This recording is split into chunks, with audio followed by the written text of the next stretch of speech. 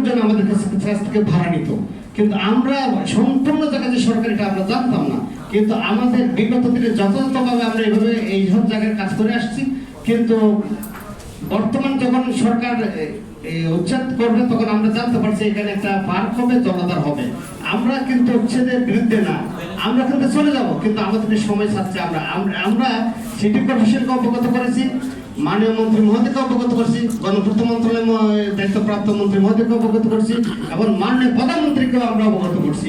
আমাদের city corporation অনেক পরিত্যক্ত জায়গা আছে, আমাদেরকে ওইসব জায়গায় পুনর্বাসন করা হোক, যাতে এদেশের যোগাযোগ ব্যবস্থাকে আমরা সচল রাখতে পারি এবং আমরা সার্ভিস দিতে পারি। লিখিত সব মন্ত্রণালয়ে আমরা জমা দিয়েছি, আমাদের কাছে ডকুমেন্টস আছে।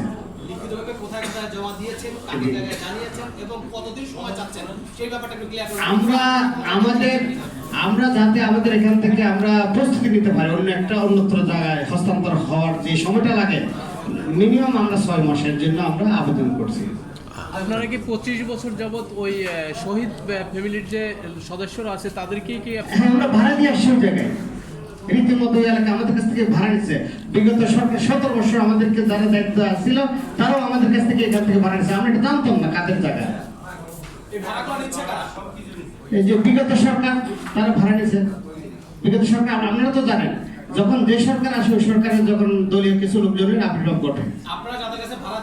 আমরা বর্তমান সরকার আসার পরে আমরা কাউকে ভাড়া দিচ্ছি না, 5 আগস্টের পরে আর আমরা কাউকে ভাড়া দিচ্ছি ওই জায়গায়। এর আগে আমরা বিভিন্ন ভাবে ভাড়া নিছে। কেউ শহীদ ফ্যামিলির জায়গা দাবি করছে, কেউ পার্শ্ববর্তী অ্যালটমেন্ট জায়গা দাবি করছে, বিভিন্ন জনের বিভিন্ন জায়গা দাবি করে আসছে। এটা বিশাল একটা এরিয়া বাংলাদেশ ব্যাংকের পিছনে। তো আমরা আপনাদের কাছে বিনীত অনুরোধ যেন আমরা প্রচারটা হয়, মাননীয় প্রধানমন্ত্রীর কাছে যাতে মেসেজটা যায়, আমরা পুনর্বাসন চাই, কারণ এটা বিশাল একটা জগৎ। কারণ সারা দেশে যোগাযোগ ব্যবস্থাকে আমরা সচল রাখি। দেখেন প্রতিটা ওয়ার্কশপ ট্রেনিং ইনস্টিটিউট আমরা হাতে কলমে শিখে তাদেরকে দক্ষ কারিগর করে তারা পৃথিবীকে রেভিডেন্স পাচ্ছে। আজকে রেভিডেন্সে আমাদের অনেক ভূমিকা।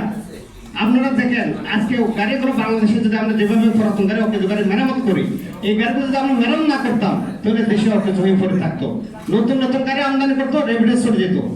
আজকে এই যে বাংলাদেশের যে রেভিডেন্স, এটা 80% আমাদের দাবিদার। কারণ আমাদের একজন টেকনিশিয়ান বিদেশ গেলে সে যদি 50,000 টাকা 1 লাখ টাকা বেতন পায়, অন্য সেক্টরে একটা রেভিনিউ যোদ্ধা 20,000 টাকা বেতন পায়। কারণ আমাদের এই সেক্টরের অনেক ভূমিকা, অনেক গুরুত্ব। আমরা চাই আমাদের সাবেক সভাপতি আলহাজ খায়রুদ্দিন মন্টু, প্রতিষ্ঠা সভাপতি, উনি ঢাকা শহরের 4টা জায়গায় 4টে শিল্প করার জন্য প্রস্তাব রেখেছিল বাংলাদেশ সরকারের কাছে আরো 20 বছর আগে।